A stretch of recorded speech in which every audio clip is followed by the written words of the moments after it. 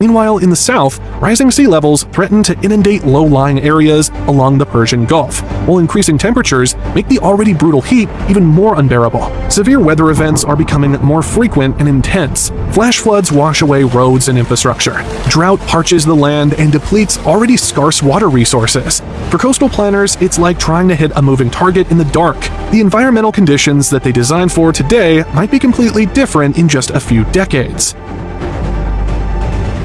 To understand Iran's empty shores, we need to look back thousands of years. Ancient Persia built its power through inland trade routes, the famous Silk Road and other caravan paths that connected Asia to Europe. These roads cut through the heart of the country, not along its edges. Persia controlled these routes with strategic inland cities placed at oases, river crossings, and mountain passes. The coast? It was just a border, a place where goods quickly moved in and out. The real action, the palaces, markets, and cultural events, all developed far from the sea, where Persia's strength truly lay.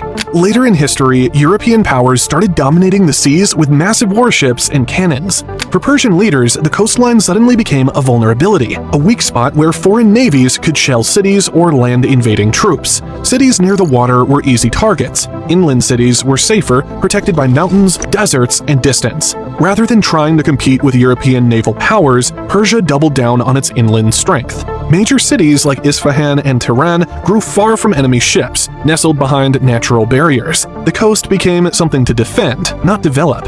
Even after modern transportation arrived, Iran's development pattern was already set. New roads and railways followed old caravan routes through the country's interior. Government spending focused on improving inland cities where most people already lived. Ports remained functional but basic. They handled trade efficiently but never evolved into places where large populations wanted to settle. The cycle was self-reinforcing. People lived inland, so infrastructure improved inland, which made more people want to live inland. And on it went. Coastal areas never gained the momentum needed to transform from shipping hubs into thriving urban centers. Iran's cultural identity is deeply intertwined with its inland geography. For centuries, Persian poetry, art, and music have celebrated the beauty of mountains, gardens, and desert oases, not beaches and ocean views. The legendary city of Isfahan, with its magnificent blue-domed mosques and vast central square, sits hundreds of miles from any coastline. Tehran, the modern capital, nestles against the Alborz Mountains, far from the sea. Iranian literature speaks of nightingales in rose gardens, not seagulls over breaking waves. Traditional architecture features courtyard homes designed to escape the desert heat, not beachfront villas embracing the ocean. While the Caspian coast attracts some domestic tourists for its milder climate, most Iranians picture snow-capped mountains or lush valleys when they think of natural beauty, not sandy shores. This cultural orientation has shaped where people want to live and where development happens. There's another crucial factor: economic isolation. Developing coastlines isn't cheap.